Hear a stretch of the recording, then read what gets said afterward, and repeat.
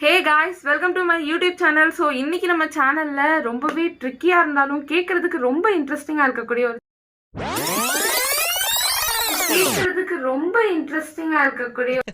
I know. What, yeah? I know. I am your best friend. Okay, okay. கேட்குறதுக்கு ரொம்ப இன்ட்ரெஸ்டிங்காக இருக்கக்கூடிய ஒரு சின்ன கான்செப்ட் பற்றி தான் பார்க்க போகிறோம். ஸோ நீங்கள் வந்து இமேஜினேஷன் பண்ணுறதுக்கு என்னென்னலாம் தேவையோ அதெல்லாம் ரெடி பண்ணிட்டு உட்காந்துக்கோங்க. ஏன்னா இப்போ நான் சொல்ல போகிற கான்செப்டை நீங்கள் இமேஜினேஷனோட சேர்த்து தெரிஞ்சுக்கிட்டாதான் உங்களுக்கு இன்னும் கொஞ்சம் ரியலிஸ்டிக்காக இருக்கும். ஸோ இப்போ வாங்க வீடியோக்குள்ளே போகலாம்.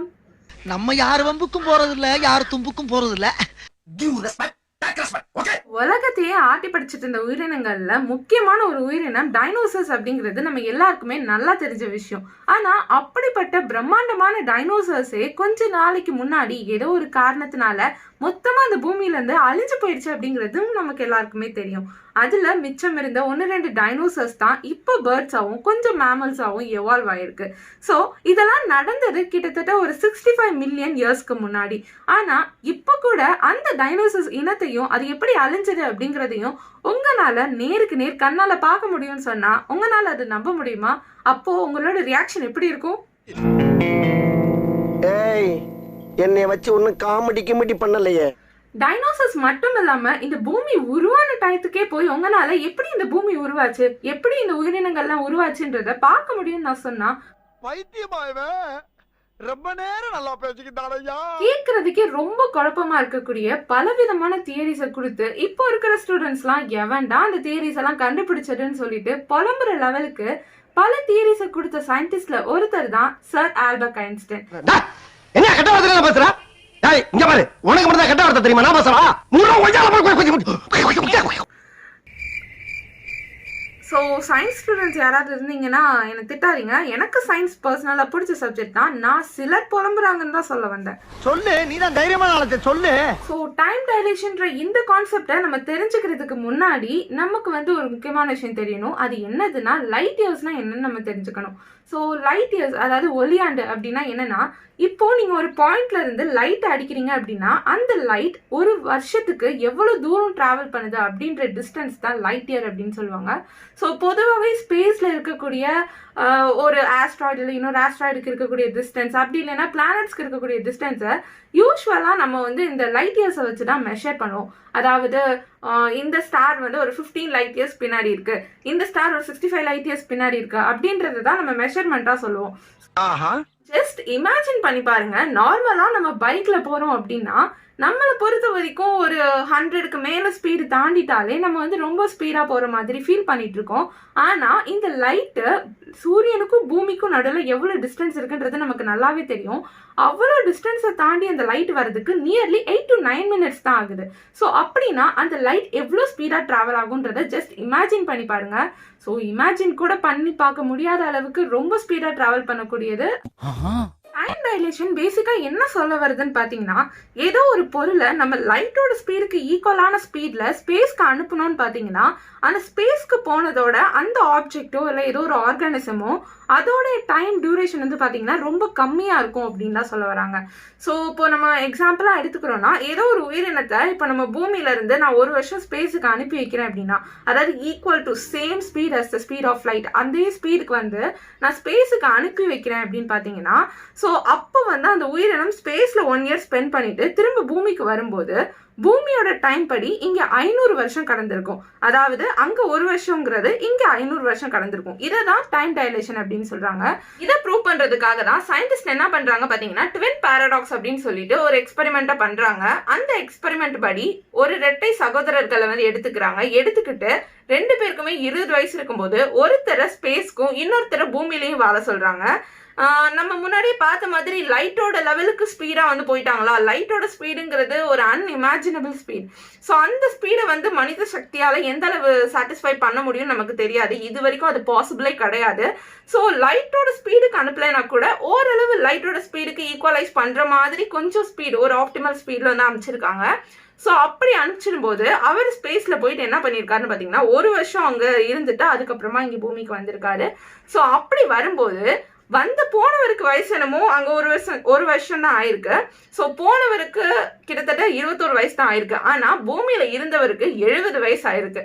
கிட்டத்தட்ட இவங்க 2 பேருக்கும் 49 வயசு டிஃபரன்ஸ்ல இருந்திருக்கு.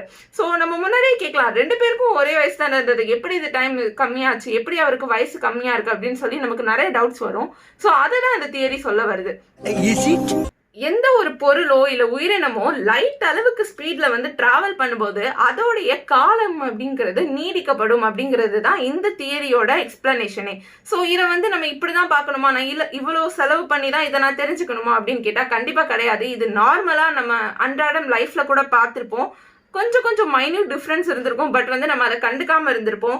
ஸோ இப்போ எக்ஸாம்பிளுக்கு என்ன சொல்லலாம்னு பார்த்தீங்கன்னா, கிளாக் டவர் இருக்கு. ஸோ சென்னையில் இருக்கக்கூடிய அந்த கிளாக் டவர்ல ஒரு டைம் ஓடிட்டு இருக்கு அப்படின்னா, நீங்க அதே டைமை உங்க வாட்ச்ல ஃபிக்ஸ் பண்ணிட்டு ஏதோ ஒரு மூவிங் பஸ்லயோ இல்ல ட்ரெயின்லயோ வைக்கிறீங்க அப்படின்னா கொஞ்ச நாளுக்கு அப்புறம் எடுத்து பார்க்கும்போது கண்டிப்பா 2 வாட்சுக்கும் ஒரு குறிப்பிட்ட அளவுக்கு டிஃபரன்ஸ் இருந்திருக்கும். ஸோ அதுதான் இங்க வந்து சொல்ல வராங்க. ஓ, இங்க படுத்துற நிமிஷம்னால தாங்க முடியலையே, தலை வலிக்குதுடா, தலை வலிக்குதே.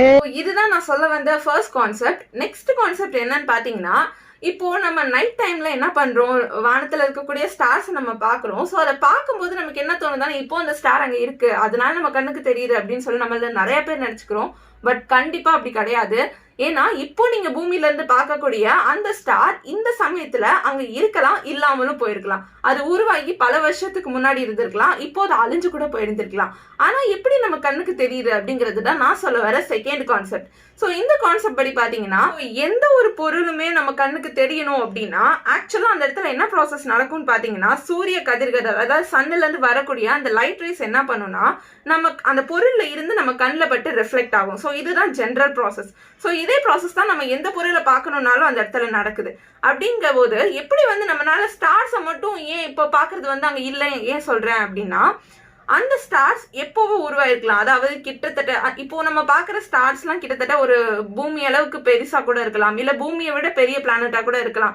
அது தூரமா இருக்கிறதுனால நம்ம கண்ணுக்கு அது சின்னதா தெரியுதுன்றதுக்காக அதுதான் அதோட ஆக்சுவல் சைஸ்ன்றது கிடையாது.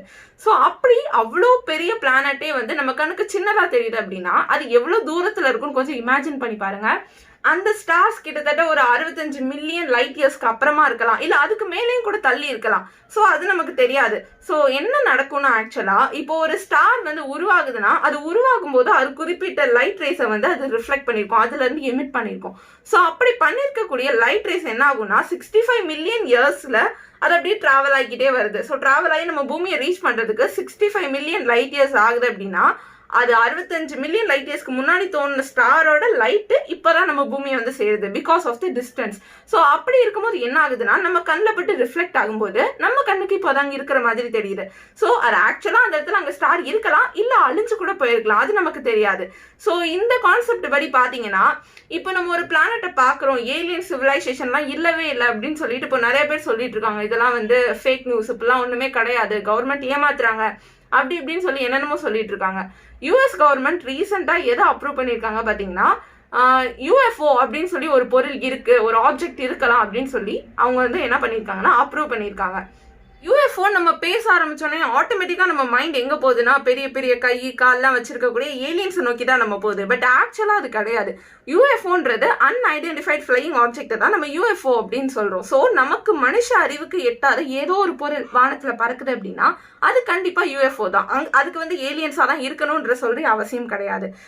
என்ன சொல்லணும்னா, யூஎஸ் கவர்மெண்ட் வந்து சில ப்ராஜெக்ட்லாம் பண்ணிட்டு இருக்காங்க. ஏரியா 51 ப்ராஜெக்ட் பண்ணிட்டு இருக்காங்க. எதுக்கு அப்படின்னா ஏலியன்ஸ் கூட கான்டாக்ட் பண்றதுக்காக அப்படின்னு சொல்லிட்டு நிறைய ப்ராஜெக்ட் பண்ணிட்டு இருக்காங்கன்ட்டு அப்பப்போ நமக்கு ரூமர்ஸா வந்தாலும் உண்மையிலே என்ன நடக்குதுன்றது அந்த கவர்மெண்ட்டுக்கு மட்டும் தான் தெரியும். ஸோ அப்படி இருக்கிற அந்த கவர்மெண்ட், அதாவது கிட்டத்தட்ட ஏலியன்ஸ் அதிகமா ஸ்பாட் பண்ணியிருக்காங்க அப்படின்னு சொல்லக்கூடிய இடங்கள்ல ஒன்று தான் யூஎஸ். ஸோ அந்த கவர்மெண்ட் வந்து என்ன பண்ணியிருக்குன்னு பார்த்தீங்கன்னா, இப்போ யூஎஃப்ஓ அப்படின்னு சொல்லிட்டு ஒன்று இருக்கு, அப்படி நாங்கள் அக்செப்ட் பண்ணிக்கிறோம் அப்படின்னு சொல்லிட்டு ரெகக்னைஸ் பண்ணியிருக்காங்க.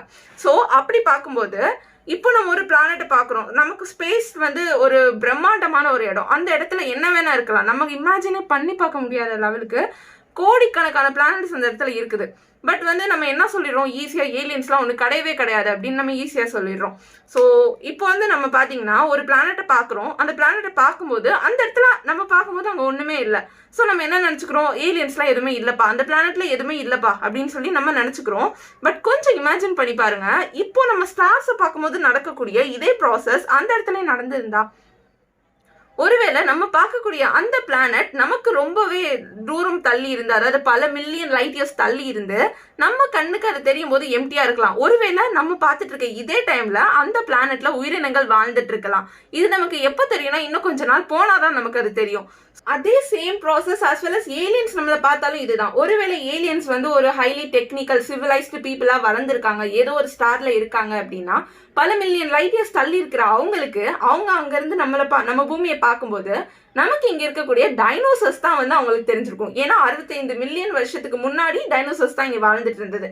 ஸோ நமக்கு அது நல்லா தெரிஞ்சதுனால இந்த லைட் வந்து அங்க ரிஃப்ளெக்ட் ஆகி, ஸோ அவங்களுக்கு இப்பதான் அவங்க பார்த்துட்டு இருக்கும்போது ஏதோ டைனோசர்ஸ் இருக்கு அப்படின்னு சொல்லி பார்க்கலாம். இன்னும் சொல்லணும்னா கிட்டத்தட்ட 4 மில்லியன் லைட் இயர்ஸ் தள்ளி வந்து ஏதோ ஒரு பிளானட் இருக்கு, நம்மளால அங்க போய் நம்ம பூமியை பார்க்க முடிஞ்சது அப்படின்னா இந்த பூமி எப்படி உருவாச்சு அப்படின்றத நம்மளால கிளியரா பார்க்க முடியும். ஆனா என்னன்னா இன்னும் அந்த அளவுக்கு நம்ம டெக்னாலஜி டெவலப் ஆகல. ஸோ இதை தான் நான் ஸ்டார்டிங்ல சொல்லியிருந்தேன். ஸோ என்ன அப்படின்னா எந்த ஒரு பொருளையுமே நம்ம பார்த்த உடனே நம்ம இதுதான் அப்படின்னு சொல்லிட்டு நம்பிடக்கூடாது. ஸோ இது வந்து ஸ்பேஸ் வச்சு ஒரு ஹைப்போதீசிஸ் வச்சு நான் சொல்லியிருக்கேன். பட் ஆஸ் வெல் அஸ் ஸ்பேஸ்ல மட்டும் இல்ல, எல்லா விஷயத்துலையும் அப்படிதான். நம்ம ஒரு விஷயத்த பார்த்தோன்னே இதுதான் கரெக்ட், இதுதான் தப்புன்னு சொல்லி நம்பிடக்கூடாது. So we should think about that. So எனக்கு தெரிஞ்ச அளவுக்கு இந்த கான்செப்டை பத்தி கொஞ்சம் எக்ஸ்பிளைன் பண்ணியிருக்கேன். இன்டர்ஸ்டெல்லர் மூவி பார்த்துருந்தீங்க அப்படின்னா உங்களுக்கு இதை பத்தி கொஞ்சம் தெரிஞ்சிருக்கும், டைம் டைலேஷன் பத்தி தெரிஞ்சிருக்கலாம். ஸோ நான் ஏதாவது தப்பா சொல்லியிருந்தேன்னா மன்னிச்சுக்கோங்க. அண்ட் இது வரைக்கும் இந்த வீடியோ ஸ்கிப் பண்ணாம பார்த்ததுக்கு ரொம்ப நன்றி. ஸோ நான் சொன்னது உங்களுக்கு புரிஞ்சது இல்லை புரியும் அப்படின்னு நினைச்சீங்கன்னா உங்களுடைய லைக்கையும் உங்களுடைய சப்ஸ்கிரைபையும் பண்ணிருங்க, உங்களுடைய சப்போர்ட் கொடுங்க. அண்ட் தேங்க்யூ ஃபார் வாட்சிங்.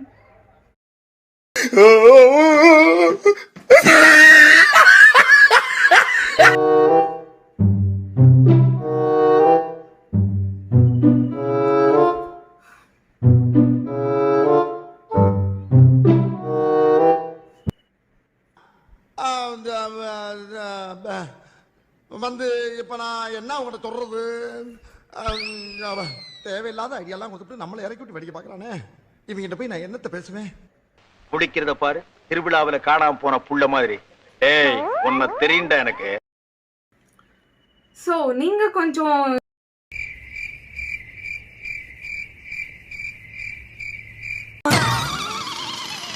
ஐயோ பாவம் அவரே